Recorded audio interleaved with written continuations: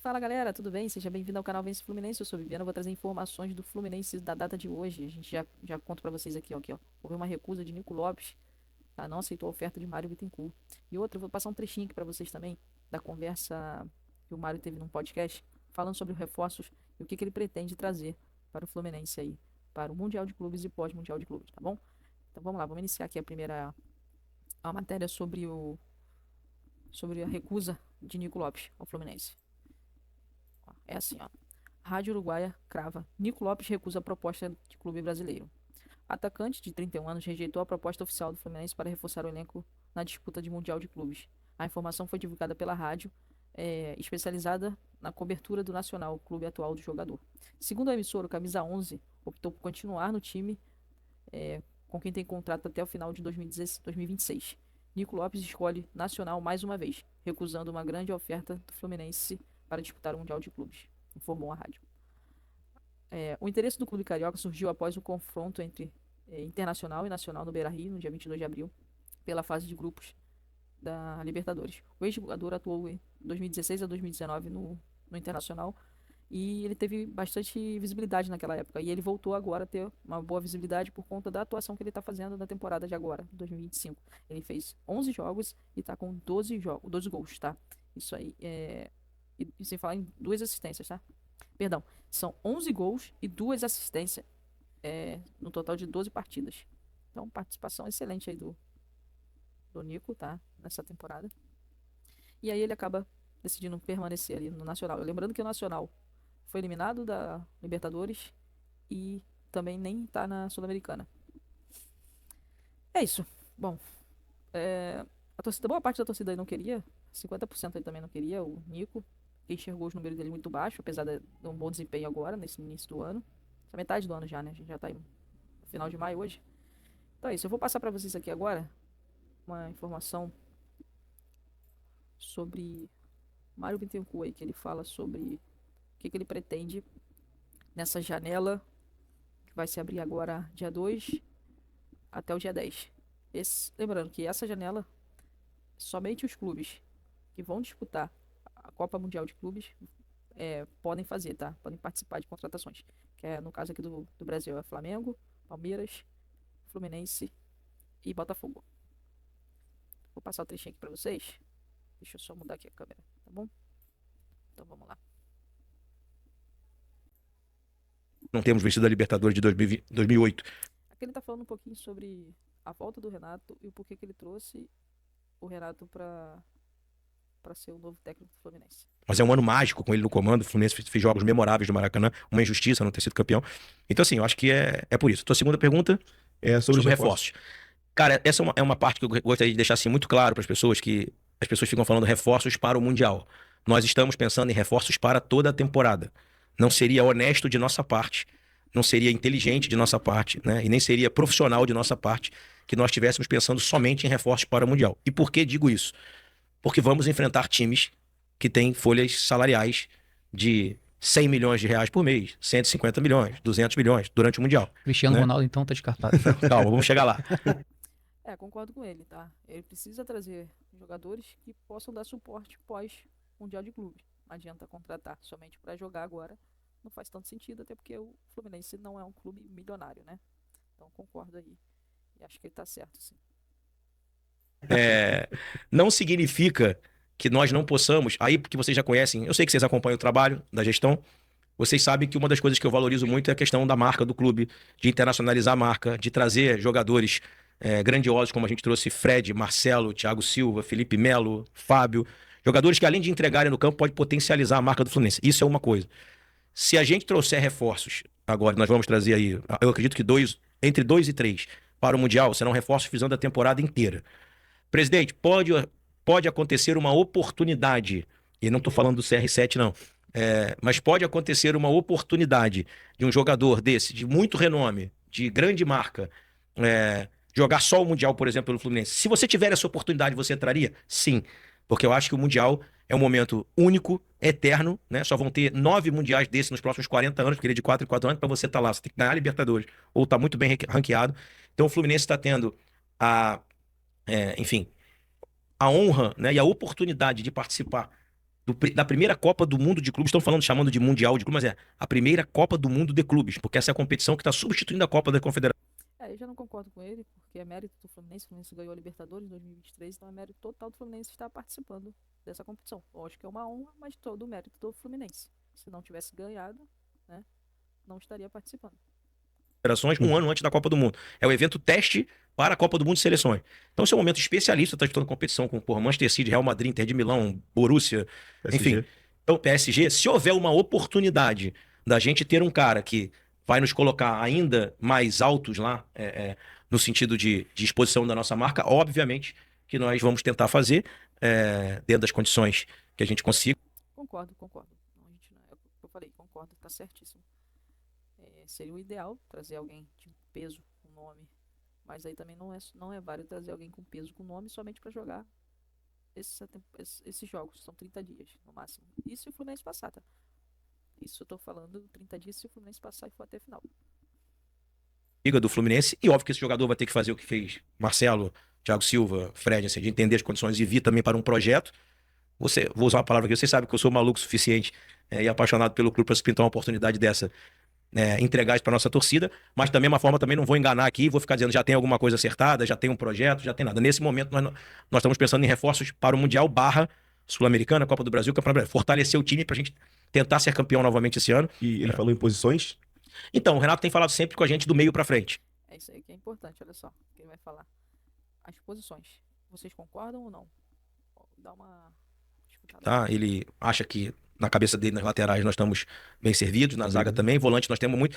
É outra coisa importante que você está me dando a oportunidade de dizer. Nós tivemos muitas lesões no início desse ano.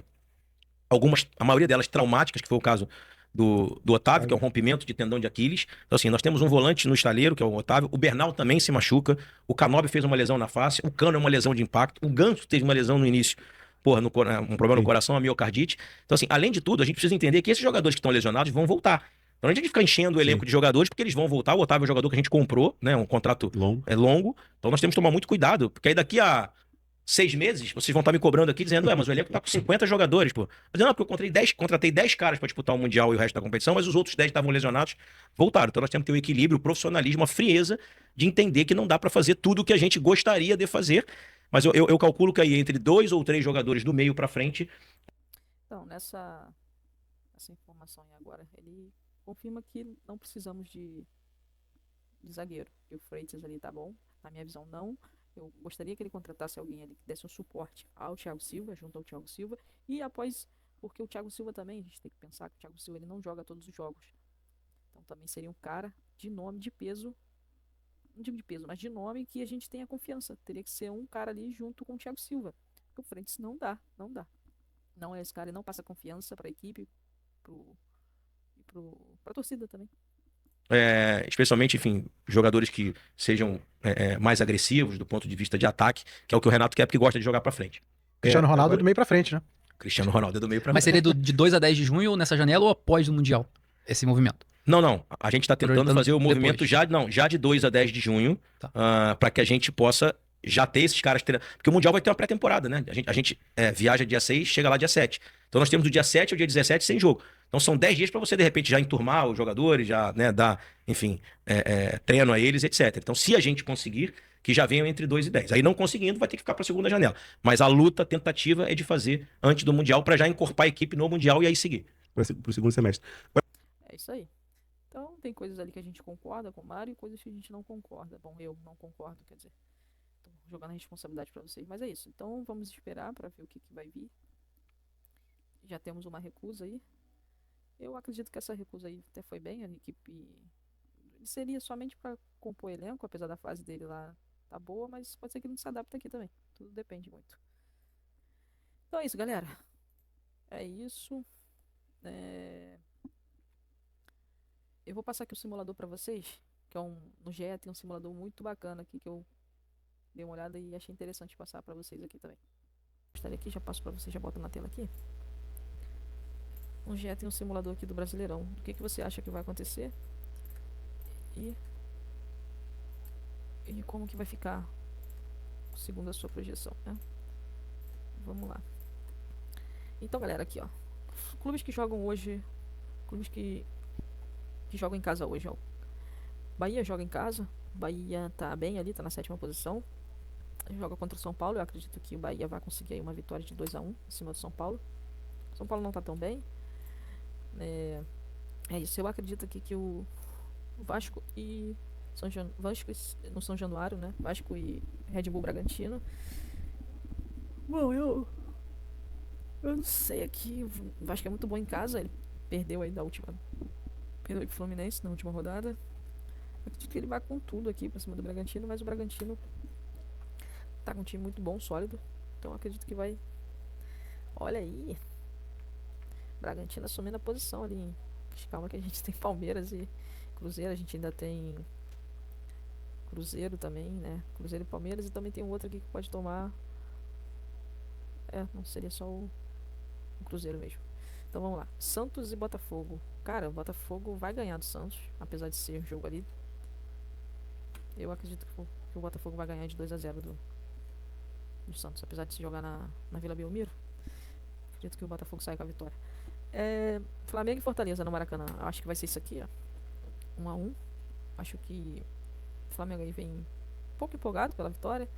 Acho que tá um pouco desanimado ali, mas e o Fortaleza precisa vencer. Precisa vencer pra sair pra não entrar na zona de rebaixamento. Ceará e Atlético Mineiro no Castelão. Vai ser isso aqui, ó, galera. Vai ser 1-0. O Atlético Mineiro não vai conseguir fazer ponto, vai perder por um golzinho aí. Cruzeiro e Palmeiras. Acho que o Cruzeiro vai com tudo pra cima. Eu acho que a gente vai ter um 2-1 aí. E o Cruzeiro assumindo a liderança do Brasileirão nessa rodada. Mirassol e Sport. Sport lanterna. Eterna lanterna, vai continuar no 0. E o Mirassol embalado, acho que ele vai. E o jogo é em casa, né? Pro Mirassol, acho que ele vai fazer um 2-0 em cima do Sport. Quiçá os 3-0, vamos ver. Juventude e Grêmio. Juventude joga em casa. Eu acho que esse jogo vai ser 1-1. A gente vai. O que? A gente vê. Juventude tá ali na zona de rebaixamento. O Grêmio tá lá na 12ª posição, segundo essa projeção. Aqui também, Vitória. O Corinthians vai ganhar de 1-0 do Vitória aqui. Vitória precisa ganhar, na verdade, acho que ele vai fazer. Mas é neoquímica, né? Só que o Corinthians também tá. O Corinthians não tá tão bem. Mas eu acho que vai ganhar de 1-0. E Internacional e Fluminense, eu quero que o Fluminense ganhe. Isso aqui é clubismo total. Apesar de saber que o Fluminense pode ir com um time um pouco misto, né? Por conta aí do Mundial de Clubes. Você imagina alguém se lesionar aí nesse jogo? Deus me livre. Mas acho que vou de clubismo aqui, a gente vai manter 1-0 ali.